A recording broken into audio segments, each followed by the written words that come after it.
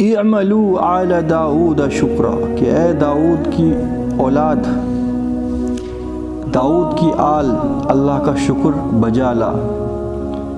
کم ہی ہوتے ہیں اللہ کے بندوں میں سے جو واقعی اللہ کا شکر کرنے والے ہوں۔ فلما قضینا علیہ الموت، اب یہاں پہ اللہ تعالیٰ نے ایک ایسا بیان کیا ہے ہم لوگوں کے لیے، کیونکہ ہوتا کیا ہے، دیکھیے انسانوں میں بھی ابھی بھی بہت سی ایسی کثیر تعداد ہے کہ جو اللہ کے علاوہ اللہ کا مد مقابل دوسروں کو ٹھہرائیں۔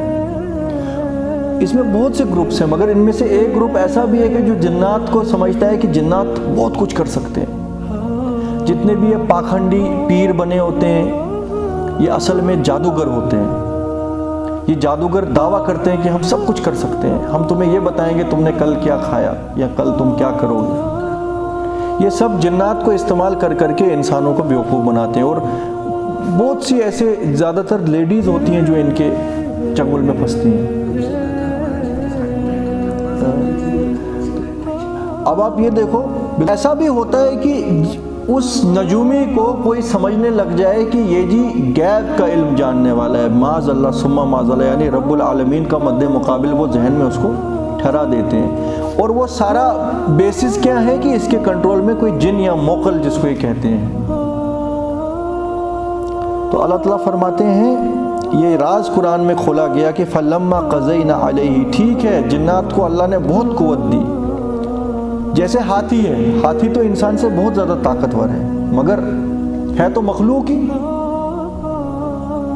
اسی طرح ایک ایگل ہوتا ہے جو آسمان میں اڑتا ہے، شاہین، وہ 1-2 کلومیٹر اوپر سے بھی زمین پہ پڑی ہوئی سوئی دیکھ سکتا ہے، اس کی دیکھنے کی صلاحیت انسان سے بہت زیادہ سٹرانگ ہے، مگر ہے تو مخلوق ہی۔ مگر انسان میں بھی کوئی چیز ایسی ہے کہ جو ایگل سے زیادہ سٹرانگ ہے۔ اسی طرح جنات جو ہیں ان میں کچھ چیزیں انسانوں سے زیادہ قوت والے ہیں اور ذہنی طور پر بڑے ویک ہیں، یعنی بولتے ہیں جو 1000 سال کا جن ہو اس کا دماغ 7 سال کے بچے کے جیسا ہوتا ہے۔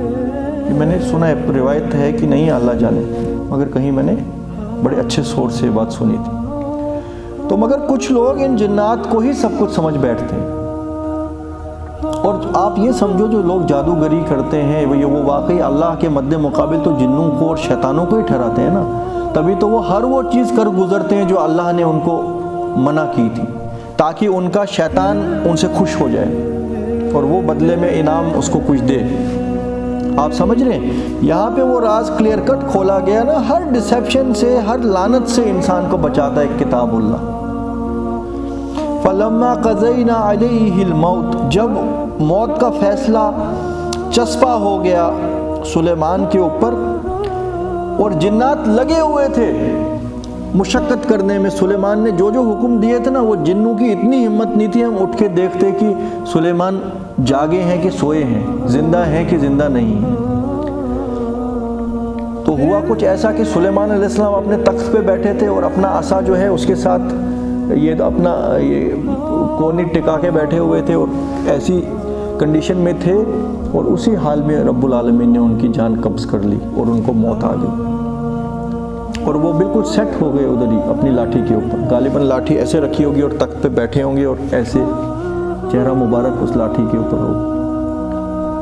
اب جنات کو کیا لگ رہا ہے کہ ہمارا ماسٹر جو ہے سلیمان یہ تو اپنا ہمیں پورا غور و فکر کر کے دیکھ رہا ہے، لہٰذا لگے رہو، خبردار آنکھ اٹھا کے بھی مت دیکھنا ورنہ آسمان سے آگ آئے گی، ہم جل جائیں گے۔ پتہ نہیں کتنی دیر اسی حال میں وہ کام کرتے رہے۔ اگر ان کو یہ بھنک لگ جاتی سلیمان زندہ نہیں ہے تو اب تو ہمیں کنٹرول کرنے والا دنیا میں اور کوئی نہیں، تو وہ ایک دم اپنا کام چھوڑ کے بھاگ جاتے۔